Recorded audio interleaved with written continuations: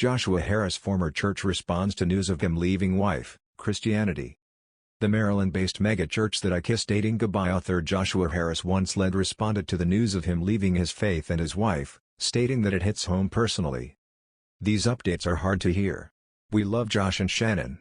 For most of us, Josh isn't just some distant public figure, wrote Covenant Life Interim senior pastor Kevin Rogers in a letter to his congregation, which was posted online on Saturday by author and investigative journalist Julie Roys.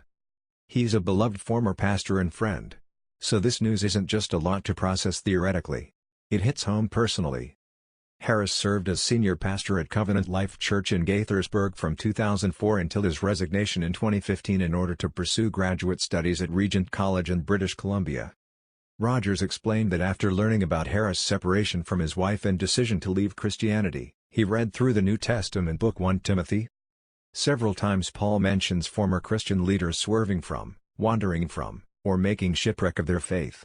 So while this is sad and confusing, it isn't new, sighed Rogers. Paul says some had gone off course theologically. Others behaved in ways that violated Christian conscience. For others, it was greed. In every case, Paul's hope was for redemption and restoration. That these leaders would develop love that issues from a pure heart and a good conscience and a sincere faith. 1 Tim 1-5, that should be our hope and prayer for Josh as well. Rogers called for the congregation to pray for Harris and also to ask the God of all grace and power for fresh resolve in your own fight of faith. Harris wrote the best-selling 1997 book I Kiss Dating Goodbye, which rejected traditional dating and courtship, and also argued that any physical intimacy before marriage was sinful.